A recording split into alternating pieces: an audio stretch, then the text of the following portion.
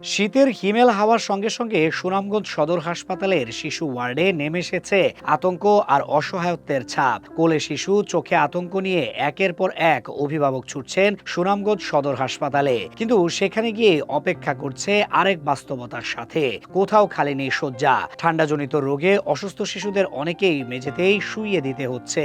মানুষ হাঁটাহাঁটি বা বেড পাইতেছে না, এক বেডও দুইজন তিনজন, বা ওই যে ফটোথেরাপির যে জায়গাটা আছে এখানে একটা ইয়ের ভিতরে দুইজন তিনজন করে দেওয়া হইতেছে, এবং সবাই শুধু প্রেরণা দেওয়ার, একজন সরানোর পরে আরো জনের সুযোগ দেওয়া লাগতেছে, এরকম পরিস্থিতি। তীব্র শীতের শুরু থেকে সুনামগঞ্জ সদর হাসপাতালে শিশু রোগীর চাপ হঠাৎ করে বেড়ে গেছে।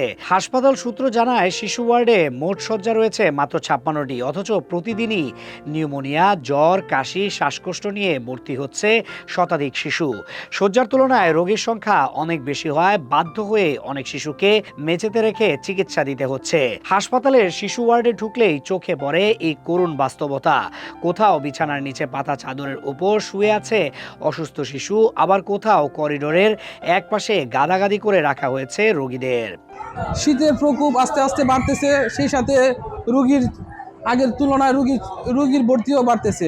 এমনিতে টোটালি বেড সংখ্যা আছে 56 জন, কিন্তু আজকে রোগী ভর্তি আছে 124 জন। শীতের হালকা সর্দি বা কাশি অনেক শিশুর ক্ষেত্রে দ্রুত জটিল রূপ নিচ্ছে। অভিভাবকেরা বলছেন চিকিৎসার আশায় হাসপাতালে এলেও জায়গার সংকটে তাদের ভোগান্তি আরো বেড়ে যাচ্ছে। আর সেই কষ্ট সবচেয়ে বেশি ভোগাচ্ছে ছোট ছোট শিশুদের। হাসপাতাল সূত্র জানায় চলতি মাসের শুরু থেকেই সুনামগঞ্জ সদর হাসপাতালে শিশু রোগীর সংখ্যা ধারাবাহিকভাবে বাড়ছে। দীর্ঘদিন ধরে শিশু ওয়ার্ডে ভর্তি ছিল 122 জন, যা নতুন বছরের 1 জানুয়ারি গিয়ে দাঁড়িয়েছে 140 জনে। অভিভাবকদের অভিযোগ, প্রতি বছর শীত এলেই শিশু রোগীর চাপ বাড়ে, অথচ সে অনুযায়ী শয্যা কিংবা সুযোগ সুবিধা বাড়ানো হয় না। ফলে সবচেয়ে বেশি ভোগান্তিতে পড়ছে শিশুরা এবং তাদের পরিবার। তো বেশি অসুস্থ হওয়ার কারণ হচ্ছে অনেক অপুষ্ট মেয়েরা অপুষ্ট বাচ্চা জন্ম দিচ্ছে এবং দুর্বল অবস্থায় ওরা জন্মগ্রহণ করে। পাশাপাশি আমাদের গ্রামের অধিকাংশ ঘরগুলো হচ্ছে টিনের ঘর, দেখা যাচ্ছে রাত্রেবেলা ঠান্ডা লেগে যায়। এই মারা যদি সতর্ক থাকে তাহলে ঠান্ডাটা কম লাগবে। হাসপাতালের তত্ত্বাবধায়ক ডাক্তার মোহাম্মদ মাহবুবুর রহমান বলেন, শীত বাড়ার সঙ্গে সঙ্গে শিশু রোগীর সংখ্যাও বাড়ছে।